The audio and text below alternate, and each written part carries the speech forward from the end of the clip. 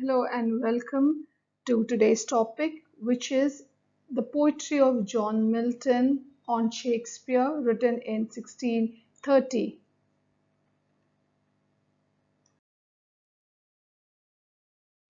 On Shakespeare was composed in the year 1630 and it was written for a specific reason. It was made the preface of second folio of Shakespeare's works, which was published in the year 1632. The poem that we're dealing with is a 16-line epitaph. An epitaph is a short and a witty poem, generally focusing on the death of a specific person. So the poem written belongs to the genre of epitaph, which is written when a person dies. So we praise the person on his or her death. But in the poem, we don't find any reference to Shakespeare's death, since Shakespeare's death had occurred 14 years before the composition of this poem. Though it is an epitaph, yet John Milton makes no allusion to the death or the mourning in the poem. He only centers his work upon the immortality of art. He focuses his poetry on the genius of Shakespeare. John Milton, through the poem, is trying to honor Shakespeare as a person and, more importantly, his great literary contribution. You can read the poem along with me. What needs my Shakespeare for his honored bones? The labor of an age in piled stones, or that his hallowed relics should be hid under a starry pointing pyramid? Dear son of memory, great heir of fame, what needest thou such weak witness of thy name? Thou in a wonder and astonishment hast built thyself a lifelong monument. For whilst to the shame of slow enduring art thy easy numbers flow, and that each heart hath from the leaves of thy unvalued book those Delphic lines with deep impression took, then thou our fancy of itself bereaving, dost make us marvel with too much conceiving, and so speckled in such pomp dost lie, that kings for such a tomb would wish to die.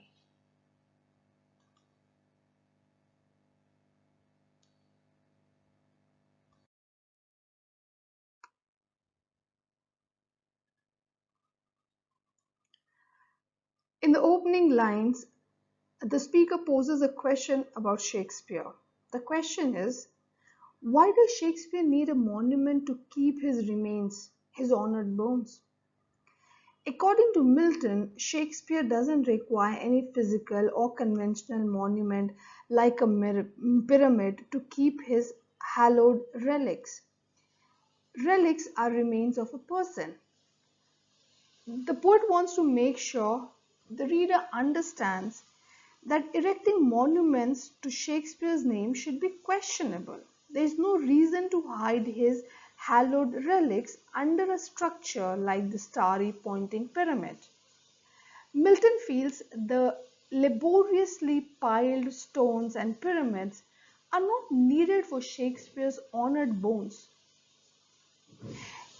In these lines, we notice that Milton addresses Shakespeare as my Shakespeare. He feels a connect to Shakespeare which he believes will also be shared with the readers of the collection of Shakespeare's work, which is the second folio. Also, from the very beginning, Milton has high opinion of Shakespeare as he is calling his bones as honored. So in the first four lines, we see the poet John Milton questioning the need to build any physical monument in order to store, to keep the remains of Shakespeare. He feels there is no need to make any such monument.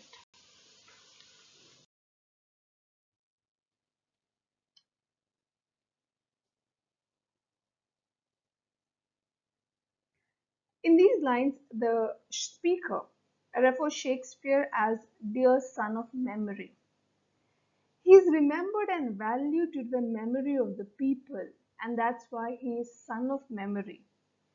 His readers and viewers remember his great work and pass his popularity to the next generation.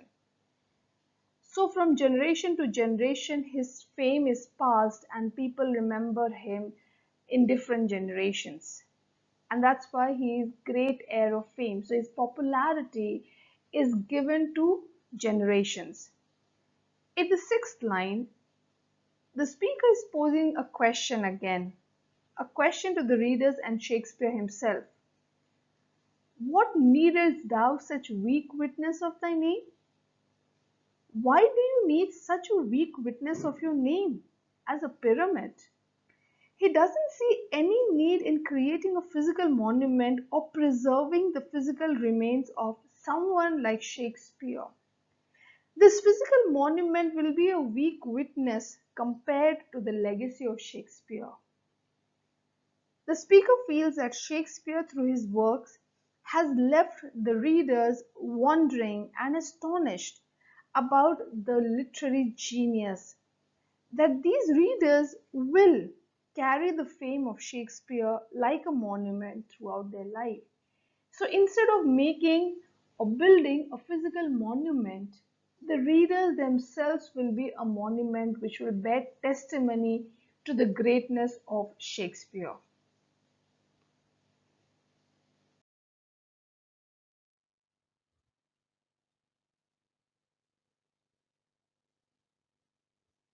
In the next four lines, the speaker refers to the other poets who strive to create a work as powerful as Shakespeare's. He feels that these creators are creators of slow, enduring art. That is, the poetry is slow and uninspiring, and they doesn't reach to the level of artistic excellence which Shakespeare possessed. So as compared to Shakespeare, these writers are nowhere. They don't even exist in front of the popularity of Shakespeare. What is very difficult for other writers comes easily to Shakespeare's because of his creative genius. So what other writers are stumbling to write and express, Shakespeare easily does it because of his genius as a poet and a dramatist. He turns to the audience who have engaged profoundly with Shakespeare's poetry and drama. The works of Shakespeare affect the readers profusely. They take inspiration from the pages of Shakespeare's poetry and drama, those who cannot those value cannot be estimated. So the poet feels that the works of Shakespeare, the books of poetry and drama, are unvalued. That is, their value cannot be estimated. Milton refers to Shakespeare's Delphic lines, which have impressed people a lot. Milton also focuses on the effect Shakespeare's art had on the readers, which leaves an never ending impression on the heart of the readers and the audience, those who have seen his play.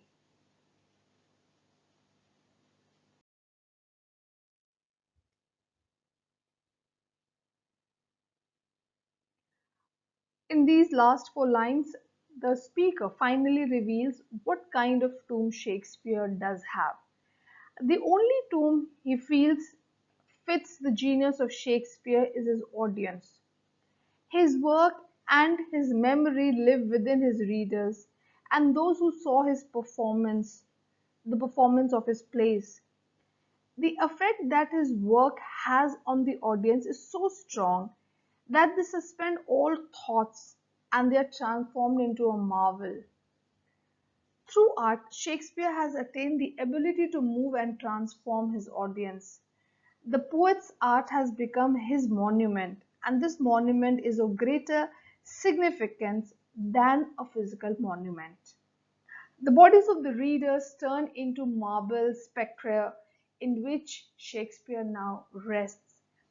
The speaker feels anyone would ever such have a tomb, even The kings would envy, would be jealous of such a tomb which Shakespeare has, which is his readers who are going to carry his work throughout their life. Those who are going to pass the greatness of his work to their next generation. And this is going to continue throughout human life.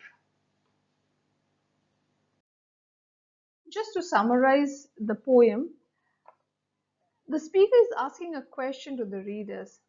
The question is, why does Shakespeare need a monument like the pyramid to keep his bones, the remains of his body? I mean, the legacy of Shakespeare extends for beyond the physical remains of his body. Milton draws the point that physical structures and physical emblems are not enough to remember a person like Shakespeare. His greatness cannot be confined to a physical structure. The poet John Milton reaches a conclusion that only tomb worthy of Shakespeare's greatness exists within his readers. Those who have read and viewed his work have such an impression that it will last forever. The tomb that Shakespeare has made in his audience will never decay or die, as it is passed on from reader to reader for the rest of human history.